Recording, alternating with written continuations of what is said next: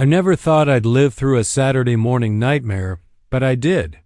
The HOA president's daughter hopped onto my ATV and vanished down the block like she owned the place. And her excuse? She called it a compliance check. Funny thing is, the only thing she checked that day was how much self-control I had left before I shoved her off myself. Let me rewind. The garage door was open. My first mistake, I guess? Or maybe the real mistake was moving into a neighborhood with a homeowners association. It's a toss-up. Saturday morning, I was putting the finishing touches on the ATV I'd spent 6 months restoring when I felt a stare. I looked up. There she was, Madison Duke, 16 years old, daughter of our esteemed HOA president, Karen Duke. She was leaning against her mom's golf cart, yes, the one with HOA president plastered on the back, phone in hand, like she was filming a scene for her followers. And that smirk, the kind that only comes from a lifetime of never being told no, it screamed, everything I see is mine. You? Just a speed bump in my world. I didn't like it. Not one bit. I'm a calm guy. My wife Pam jokes my resting heart rate is basically negative. But that entitled smirk? It made my teeth grit. That's a nice toy. Cole, she said, voice dripping bored condescension, like she was doing me a favor by speaking. It's not a toy. Madison, I replied flatly, wiping the seat. No reaction from me. She was on my property, technically. The driveway's common area, she drawled, stepping slowly forward. Bylaw 7, Section C, Mom says so. She was testing me, armed with just enough pseudo-legal nonsense to be a menace. I stopped wiping. Looked her dead in the eye. Concrete slab I poured? My property. Another step? Trespassing. She laughed. Short, ugly. Whatever. Her eyes wandered into the garage tools, mowers, then locked on something. The spare key box, magnetic, stuck to the shelf by the door. My second mistake. Convenience turned into my undoing. That smirk widened. She knew exactly what it was. Mom says your ATV is a violation anyway, she said. Eyes fixed on the key box, loud, obnoxious. Entirely unbothered by community aesthetics. It's parked in my garage, Madison. It's not bothering anyone. Go bother someone else. I turned my back. Deliberate dismissal. Started coiling an extension cord. Ignore her. Maybe she'll wander off like a raccoon who found an empty trash can. Third mistake. Silence stretched. Too quiet. I turned just as the doorbell camera alert popped on my phone. My phone, sitting on the ATV seat. Irony thick enough to choke on. The live feed showed Madison, quick as a snake, slipping into the garage. Back to me, she thought unseen. She grabbed the key, fluid movements like she'd done this before. Malicious glee all over her face. She thought she was untouchable. Out she slipped. Silent. Sneakers crunching on asphalt. By the time I reached the driveway edge, she was swinging a leg over my ATV, ignition in. No helmet, of course. Triumph plastered across her face for her audience. Engine roared, shattering morning calm. She revved, puffed exhaust, glanced over her shoulder at me, phone held high, winked. Then she gunned it. ATV fishtailed before she corrected, blasting down the street like a rolling Instagram post of reckless entitlement. I stood there stunned. 6 months of work gone in broad daylight, stolen by a bratty teenager. Cold, methodical anger settled in. Pam stepped out, coffee in hand. What was that? Our ATV? She asked, eyes wide. I held up my phone. Video. Part 1's on tape. She just stole the key and the bike. Pam's jaw dropped, looked down the empty street, then back at me. Did you call the police? She asked. I'm on it, I said, mind racing, methodical. Grandfather's advice echoed. Keep your head while everyone else loses theirs. Madison? She's losing hers for show. Me? I'm the calm in the storm. Phone and cradle, dash cam syncs to Wi-Fi. Pam answered immediately. 911 on the line, Cole. I'm patching you in. Dispatcher voice crisp. Mr. Mercer, are you following a stolen ATV? Yes, I said, turning onto the boulevard leading out of our suburban pocket. Ahead, the green speck of my ATV. Madison swerved, phone high, chaos on wheels. Do not pursue, dispatcher warned. I kept steady, 25 miles per hour, visual witness, real-time location. ATV, green 2022 Can-Am Outlander, beat up. Driver, female, 16, reckless, no helmet. Name, Madison Duke. Approaching roundabout at Crestwood. There was a pause on the line, then the soft click of a keyboard. Understood, sir. Units are being dispatched to your location. Can you describe the driver? Caucasian female, about 5'5", long blonde hair, pink tank top, white shorts. Looks like she's love streaming the whole thing. I added that last part with a dry satisfaction. She was broadcasting her own crime, a high-definition, self-made confession. Some criminals are clever. Madison? Not one of them. Pam's voice cut in, calm and sharp, like a digital ghost in the machine. Cole, I'm pulling the doorbell footage. Crystal clear shows her entering, taking the key, everything. And your AirTag? Of course I put one. Tucked in a waterproof baggie inside the rear storage box. My little insurance policy, got it. Tracking is live. GPS is precise. Relaying to 911. You'll have her route second by second. This is why I married her. While I was the calm one on the ground, she was my eyes in the sky mission control. We were a well-oiled machine. The Dukes? Just a rusty collection of mismatched parts, all bluster and intimidation. They'd never met someone who refused to bend. Ahead, Madison hit the roundabout too fast. ATV tilted precariously on two wheels. For a heartbeat, I thought she'd crash into the manicured petunias at the center. But she corrected it, drunk on her own sense of power. This was more than a joyride. It was a statement. Karen Duke ran our HOA like a personal kingdom. Fines for the wrong shade of white. Threatening letters for grass a quarter-inch too tall. Gage, her wannabe cop in a golf cart, patrolling the streets like a private army. Rules were for everyone else. Madison had learned it well. Sir, patrol car approaching from the east. The dispatcher's voice snapped me back. Please remain in your vehicle and let officers handle it. I obeyed. Blue and red lights flashed in my rear view. Another cruiser blocked the intersection Madison was speeding toward. Boxed in. Over, or so I thought. Instead of stopping, she panicked. Yanked the handlebars, cutting sharply onto a small residential street filled with kids, joggers, and dogs. Danger spiked instantly. She just turned east onto Willow Creek Lane, I told the dispatcher, voice tight. Residential street. Low visibility. Units in pursuit, they confirmed. I pulled to the curb. First cruiser sped past, sirens blaring. Not tightening in my stomach. This was no longer a simple theft. Stupid was turning dangerous. And it was all because a girl who'd been given everything thought she was entitled to one more thing. Untouchable.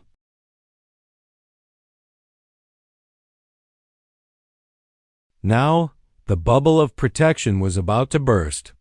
Who might get hurt first? I sat in my truck, phone connected to dispatch, watching the second cruiser follow.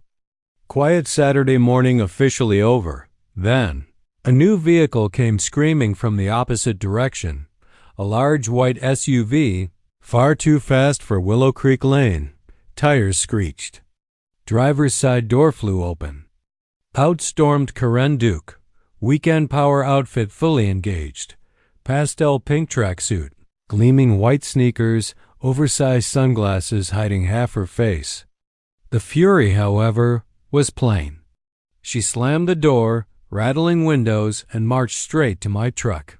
I rolled down my window, expression blank. Nothing for her to work with. "Cole Mercer," she shrieked, voice sharp enough to cut glass. "What do you think you're doing?" "Harassing my daughter." "I'm having you arrested." "Your daughter?" I said, calm. "She stole my ATV from my garage. The police are involved because she's evading them." I'd say she's doing a fine job getting herself arrested. Her face contorted as she processed that. Fascinating to watch her gears turn, trying to make this my fault. In her world, problems were always someone else's. Karen snapped. "Madison is a good girl." "She would never—" "I have it on video," I interrupted. The words landed like a punch. Her eyes flickered a tiny, almost imperceptible twitch, but it was there. She knew. Before she could pivot to a new excuse, a police cruiser looped back, lights still flashing. A tall, serious officer stepped out, calm and authoritative. Surveyed the scene. Looked at Karen, then me. "Are you Cole Mercer?" he asked. "I am, officer." "And you are?" He turned to Karen.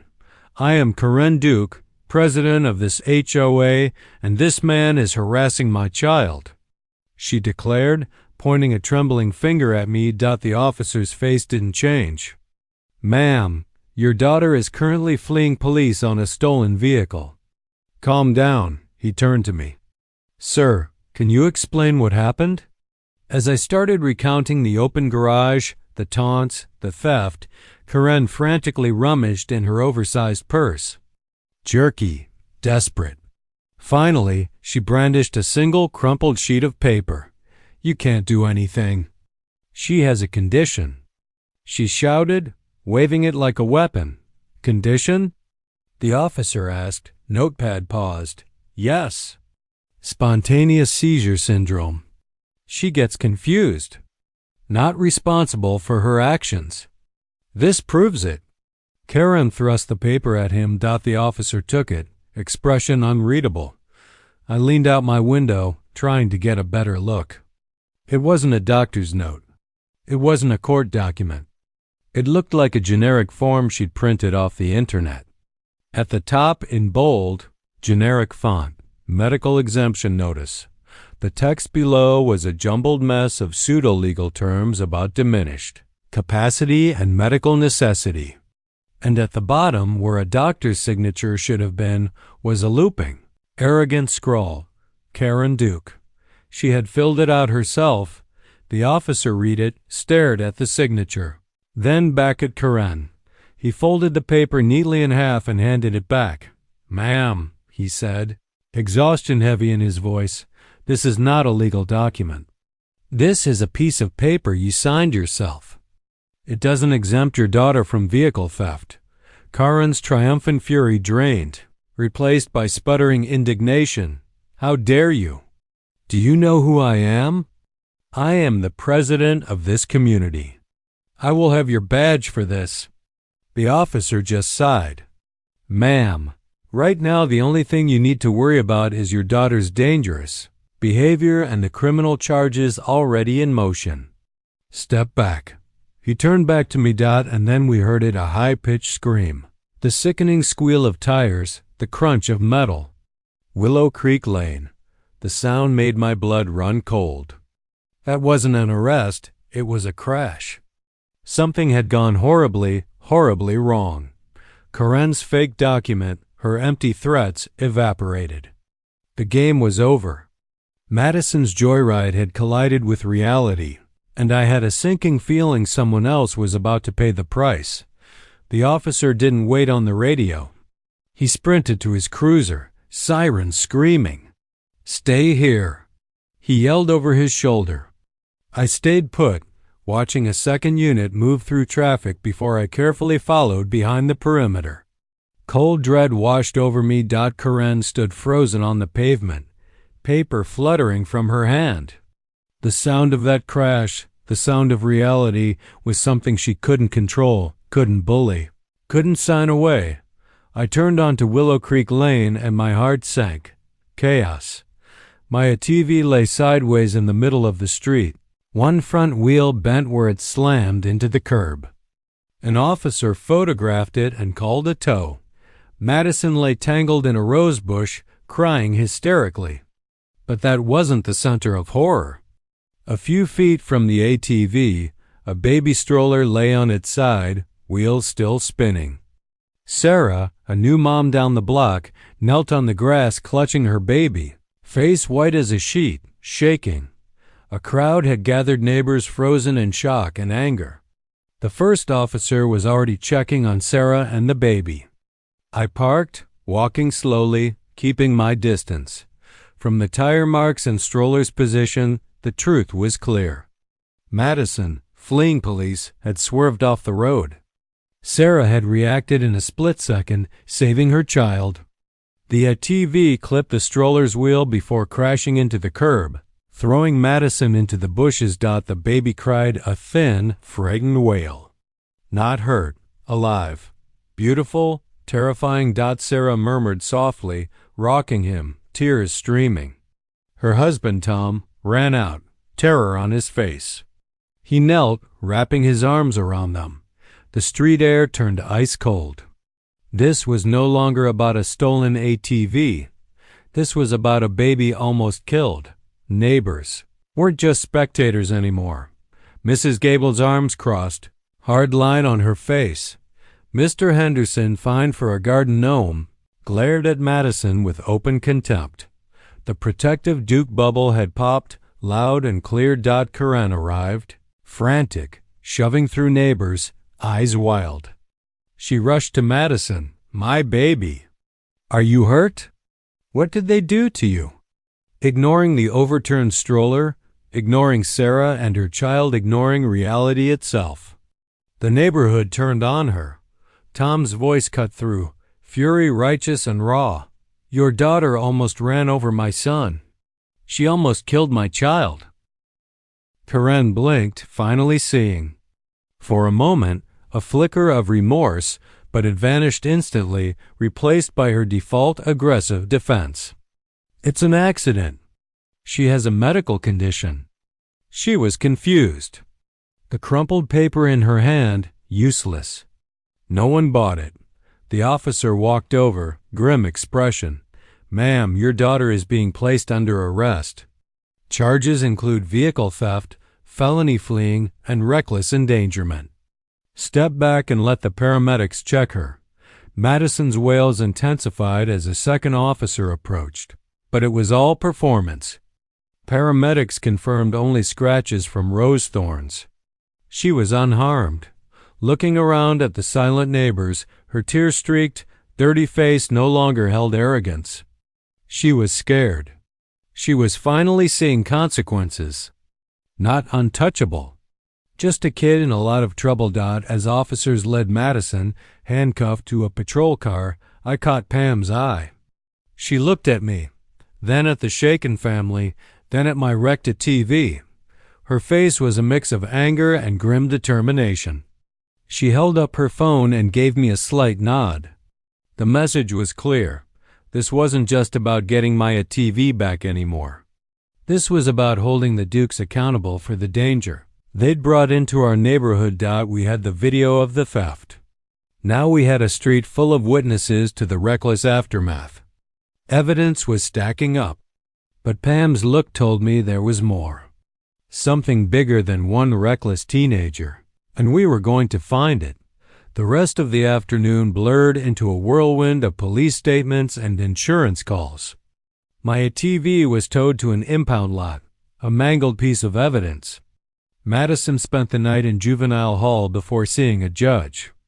Karen, after one last screeching tirade about lawsuits and conspiracies, was told to leave. Slowly, the street returned to normal, but something fundamental had changed. A quiet piece of our neighborhood had shattered, replaced by a simmering, collective anger. That evening, Pam and I sat at our kitchen table. Adrenaline replaced by cold, methodical resolve. This isn't just Madison being a brat, Pam said, fingers flying across her laptop. Her tone was sharp, precise. Look at the way Karen reacted with that fake doctor's note. She had an excuse ready. She expected Madison to get caught. That's arrogance, not accident. She thinks she can talk her way out of anything, I said, sipping coffee. Her solution to a felony? Print a form from the internet. That's not strategy, it's stupidity. Pam's eyes narrowed. Don't underestimate them. 5 years of running this neighborhood with bullying and bluffing. Let's see what happens when we call their bluff with facts. She turned the laptop toward me. Let's build a case. What followed was a masterclass in suburban intelligence gathering. Pam started simple. A neighborhood group chat she'd created for people fed up with the HOA. Hi, everyone. For those who saw the incident today, if you have any doorbell or security footage of the green ATV, between 10 a.m. and 10:30 a.m., please send it. We're creating a timeline for police. The response was immediate. Within minutes, video files poured in. A digital neighborhood watch snapping into action. Footage from the Millers, Madison blowing through the stop sign. Garcia's front door cam. Can't catch me. As she sped past. Each clip layered the story with pure, reckless audacity. We stitched them together, minute by minute, documenting her destructive journey through the community. Meanwhile, Pam examined the digital trail. The AirTag data lit up the screen, a red line snaking from my driveway down Lakeside, the frantic Willow Creek detour, and the abrupt crash. GPS data, Pam murmured. Precise, irrefutable, admissible in court. Then she froze. Zooming in, brow furrowed. Look at this, she said. A 90-second stop in a cul-de-sac several blocks away. Why would she stop there? I asked.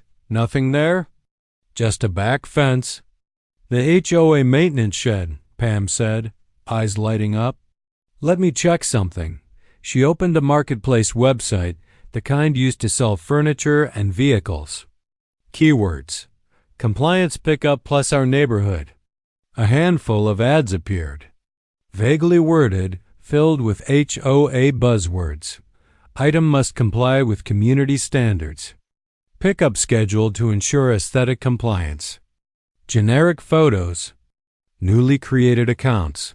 What am I looking at? I asked. Not sure, Pam said, clicking. But this smells off. Compliance pickup? That's Karen. She'd invent something like this. Cross-referencing names, she found a match. Gary P., same last name as Gary Peterson, Karen's right-hand man. Then she found it, an ad 2 days old. Recreational vehicle compliance seizure. Removal of non-compliant recreational vehicles, ATVs, dirt bikes parked in view of the street as per HOA Bylaw 11F. Pick-up and hold fee, $500. Photo, empty flatbed trailer. Seller, community first. Contact, disposable email. Bylaw 11F, I muttered. I'd read the bylaws cover to cover. It didn't exist. She'd made it up. Pam's face went grim. Cole. I think we just found out why Madison stole your ATV. This wasn't a joyride. She clicked back to the AirTag map, zoomed in on the cul-de-sac stop. Madison wasn't just stopping. She was meeting someone, probably with a trailer. Plan. Drive it there, load it, then use the fake ad to extort $500. Everything clicked. Theft, fake bylaw, Karen's rehearsed excuses. This wasn't random chaos. It was a clumsy, poorly executed extortion scheme.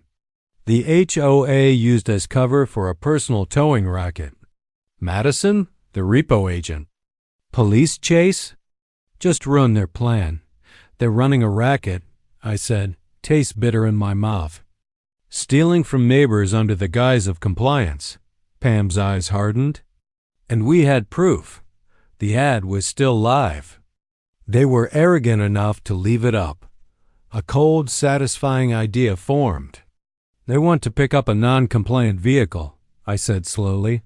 We'll give them one, Pam said, grinning. The sting was on. Evidence, motive, and a trap already. We wouldn't be vigilantes. This would be by the book. Karen clearly hadn't read it. First step, call the police. Officer Miller, who had taken my statement, voicemail, left a message. Officer Miller, Cole Mercer. New info. This theft is part of a larger scheme. Please call back. Within the hour, he did.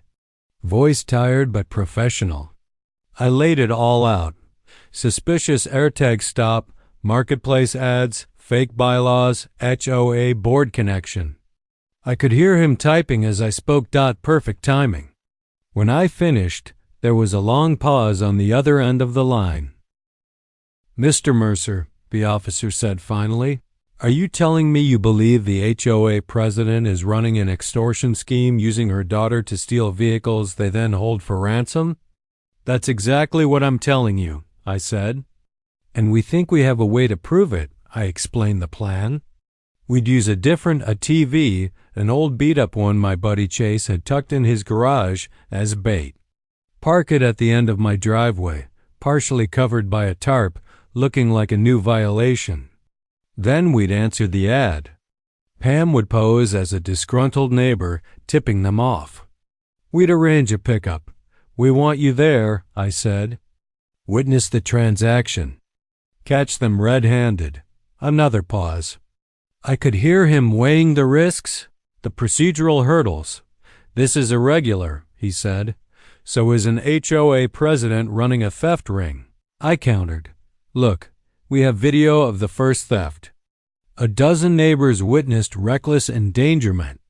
We have online ads. This isn't a hunch. This is a pattern. Help us stop it before someone else gets hurt. Okay, Mercer, he said, a new energy in his voice. I'll run it by my sergeant. Don't do anything until you hear from us. If we do this, you follow instructions to the letter.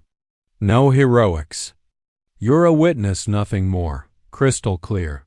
Officer, I said. The next 24 hours were a tense waiting game.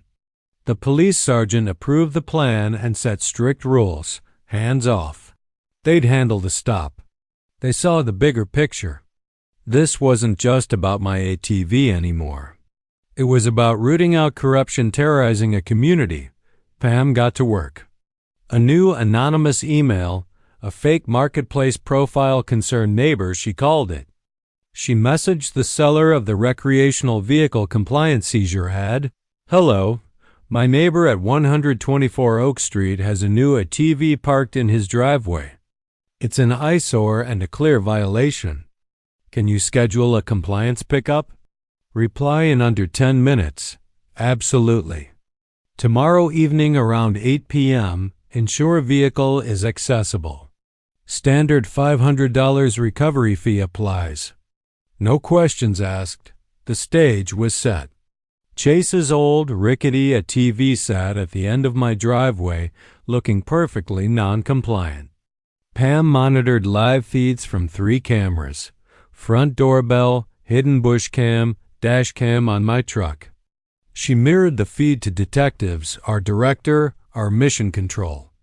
My job: stay visible, stay calm, play the part of an unsuspecting homeowner. At 7:55 p.m., a large unmarked flatbed truck rumbled down the street. Old rusty Ford, the kind you see on a farm. It stopped in front of my house. 2 men got out: Gary Peterson, HOA board member, and Gage, head of HOA security. Gage's military-style scowl was familiar, but tonight he wore jeans and a black hoodie, less security guard, more thug. They walked up to the ATV. Gage kicked it. Yep, this is it, he grunted. No knock, no notice. Just unhooking the winch, I stepped onto the porch, mug in hand. Excuse me, I called. Can I help you? Gage's smile was nasty. Evening, Mercer. Just performing a compliance pickup. Vehicles in violation of Bylaw 11F.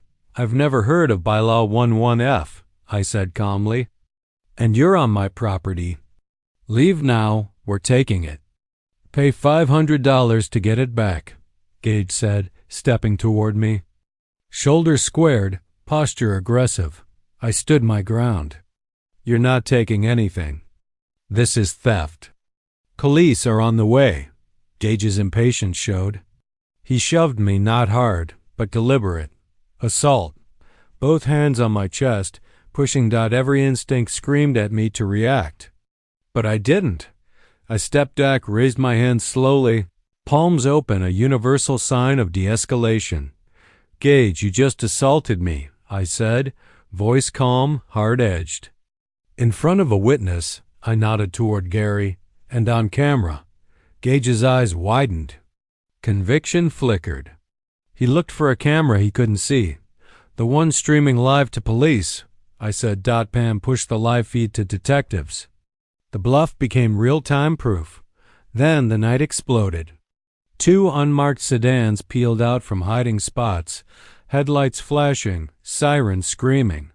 The moment felt suspended in time. Karen clutched her designer handbag to her chest, her fingernails digging into the leather. Her lawyer's protests fell on deaf ears as the female officer held the baggie aloft, the tiny black micro SD card inside gleaming under the sunlight. "Ma'am," the detective said, voice steady but cutting, "can you explain what a piece of evidence from an active police investigation is doing in your handbag?" Karen's face drained of color. Her lips trembled. The polished, untouchable HOA president, the queen of neighborhood intimidation, was gone. All that remained was panic. She opened her mouth, stammering, searching for a lifeline. But the words didn't come. Her lawyer leaned in, whispering furiously, but even he looked uncertain. This wasn't a negotiation. It was an unambiguous discovery. The proof of tampering was in their hands. Officer Miller stepped forward, nodding toward the other detectives. "Karen Duke, you are under investigation for obstruction of justice and tampering with evidence. You have the right to remain silent." The words seemed to echo in slow motion. Karen's eyes darted to the porch where Pam and I watched, silently victorious. Every carefully constructed lie, every overreach of power, every fake form and fraudulent edit all collapsed in a single, undeniable moment. Pam's hand found mine, a quiet squeeze of satisfaction. We had played the long game, and it had paid off. The network of intimidation, the extortion, the reckless endangerment, it all had a name now and a face. Karen's lawyer finally surrendered, signaling she would comply, but the damage was done. The community had seen what could happen when entitlement collided with accountability. As Karen was escorted to a waiting vehicle, still protesting and flailing, the neighbors who had gathered whispered among themselves. Shock, vindication, and awe mingled in their expressions. The Duke's invincibility had been shattered. Pam and I stayed on the porch for a long moment, watching the scene unfold. The bait ATV, the live feeds, the AirTag data, the crowd of witnesses, all of it had come together in perfect alignment. Justice hadn't been served by brute force or vigilantism. It had been served by patience, evidence, and strategy. And for the first time in years, the neighborhood felt like it belonged to the people again. The head of the snake might still be free, but her power was broken. And we had the proof to ensure she could never rebuild it the same way again. I exhaled, finally letting the tension drain. Pam leaned against me, whispering, "We did it, Cole." "Yes," I said, my eyes still on the receding police vehicles, "but we're not done. Not until every piece of this scheme is exposed."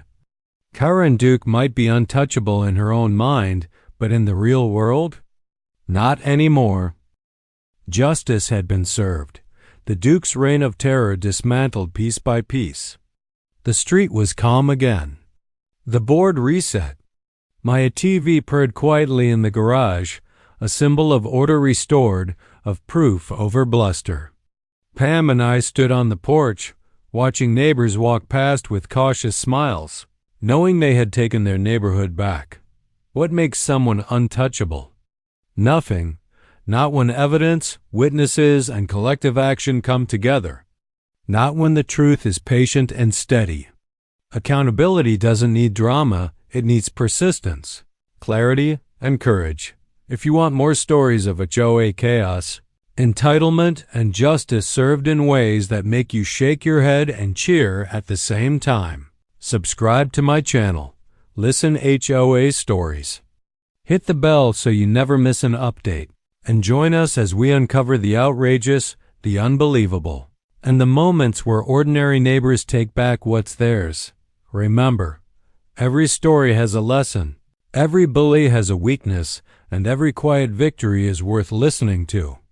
Stay tuned and stay steady.